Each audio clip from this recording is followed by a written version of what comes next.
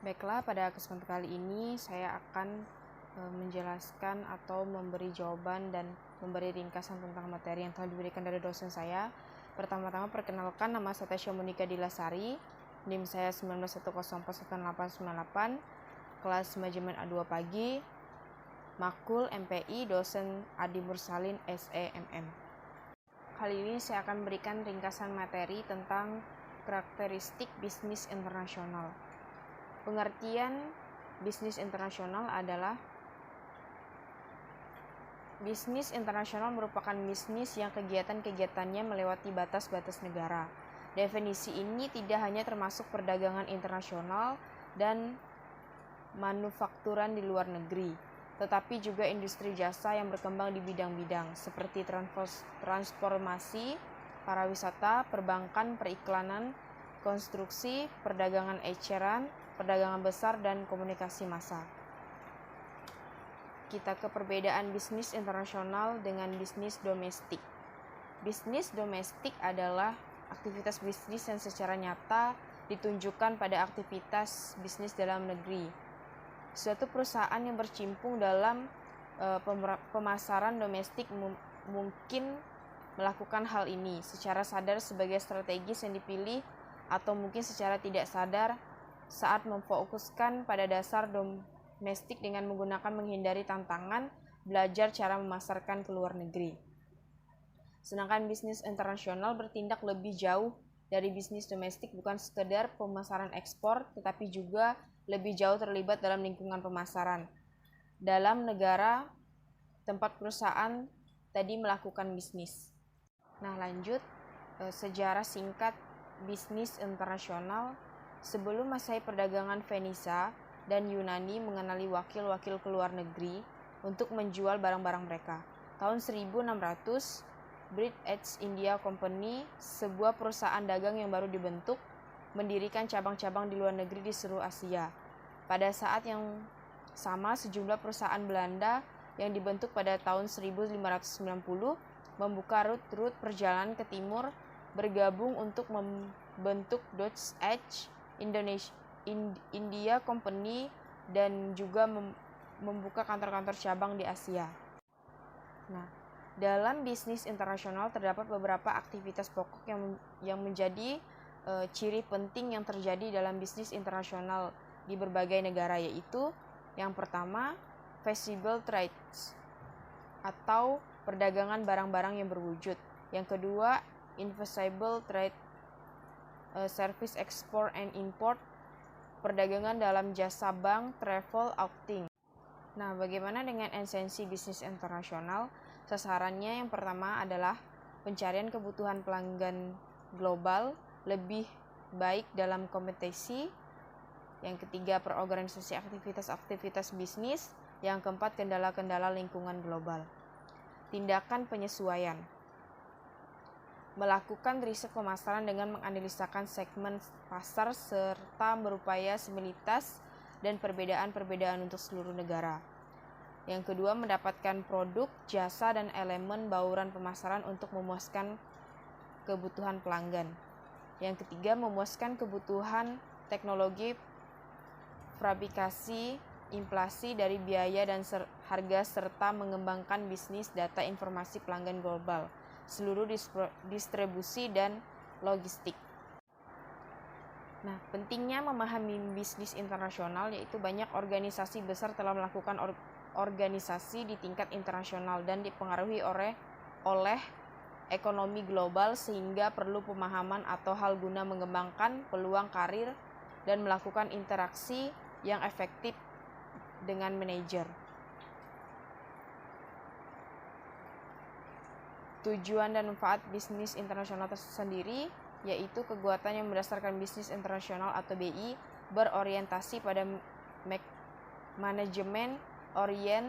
Orientasi adalah asumsi atau keyakinan yang seringkali tidak disadari mengenai sifat dunia ini. Ada 3 organisasi yang pedoman dalam BI, yaitu ensentris, polentris, dan geocentris, yaitu kemudian diperluaskan menjadi region-centris. Etosentris adalah suatu asumsi atau keyakinan negeri asal sendiri yang lebih unggul. Sedangkan polisentris merupakan kebalikan dari etnosentris, yaitu keyakinan yang disadari bahwa setiap negara unik dan berbeda-beda. Sedangkan geosentris merupakan pandangan dunia melihat persamaan dan perbedaan dalam bisnis dan negara tuan rumah. Sedangkan regionsentris yaitu merupakan persamaan dan perbedaan dalam wilayah dunia. Nah, sekarang kita lanjut ke pertanyaan dan jawaban esai. Kita lanjut ke pertanyaan yang pertama dari soal MPI yang telah diberikan dari dosen. Jelaskan secara singkat perbedaan bisnis domestik dan bisnis internasional. Jawabannya, bisnis internasional merupakan praktik bisnis yang melibatkan seluruh pertimbangan tersebut karena melibatkan beberapa negara. Sementara itu, bisnis domestik merupakan aktivitas yang terjadi pada suatu negara, tempat penggunaan uang, budaya, sistem hukum, dan sumber-sumber relatif lainnya. Pertanyaan yang kedua, jelaskan mengapa penting bagi Anda untuk mempelajari bisnis internasional. Jawaban saya, dalam bisnis internasional dapat beberapa aktivitas pokok yang menjadi peran penting atau ciri penting terjadi dalam bisnis internasional di berbagai negara, yaitu visible trade atau merchants export dan import, perdagangan barang-barang terwujud. Yang kedua, visible trade atau service export and import, perdagangan dalam jasa bank, travel, outing, international event, meliputi foreign direct import payment atau VDI, investasi yang bertujuan untuk mengawasi kepemilikan atau properti, aset dan perusahaan lainnya atau host country secara aktif. Yang kedua, portfolio investment, pembelian aset keuangan luar negeri atau saham, obligasi, sertifikat deposito untuk tujuan selain pengawasan. Yang keempat, licensing atau lisensi. Suatu perusahaan di suatu negara memberikan lisensi untuk menggunakan kepemilikan intelektual atau paten, trademark, merek, hak cipta, dan sebagainya. Selanjutnya yaitu warabala atau franchising. Suatu perusahaan di suatu negara memberikan hak kepada perusahaan negara lain untuk menggunakan merek, logo, dan teknik operasi. Yang terakhir yaitu manajemen kontak. Sebuah perusahaan di suatu negara setuju mengoperasikan dan menyediakan jasa manajemen pada perusahaan negara lain. Pertanyaan yang ketiga, jelaskan secara singkat orientasi manajemen dan perusahaan berkaitan dengan globalisasi pasar. Jawaban saya, manajemen pemasaran global adalah manajemen dalam rangka menyesuaikan konsep pemasaran global untuk diterapkan pada produk bisnis tertentu. Menurut Keegan 2009-2, pemasaran adalah serangkaian kegiatan yang menjurus pada suatu transaksi pertukaran antara seorang penjual dan seorang pembeli atas dasar perolehan laba. Kegiatan pemasaran pusat pada perusahaan untuk memuaskan keinginan dan kebutuhan akan produk dan jasa yang menawarkan berdaya saing. Pertanyaan yang keempat, sebutkan contoh perusahaan Indonesia yang telah melakukan bisnis internasional pada ciri-ciri perusahaan melakukan bisnis internasional.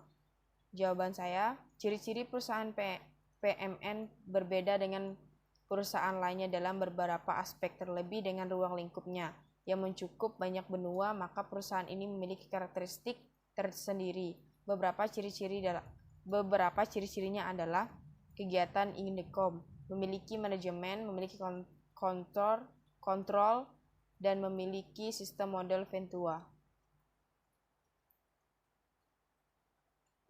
Pertanyaan yang kelima, jelaskan sejarah bisnis internasional. Sebelum Masehi, perdagangan Venezia dan Yunani mengalami wakil-wakil ke luar negeri untuk menjual barang-barang mereka. Tahun 1600, British East Indonesia Company, sebuah perusahaan dagang yang baru dibentuk, mendirikan cabang-cabang di luar negeri di seluruh Asia. Pertanyaan yang keenam, jelaskan etnisentris, polisentris, dan gosentris. Jawabannya, etnosentris yaitu mempercayai bahwa praktek kerja terbaik dimiliki oleh negara sendiri. Sedangkan geosentris yaitu perpandangan mencari orang terbaik di seluruh dunia, tidak memperdulikan asalnya.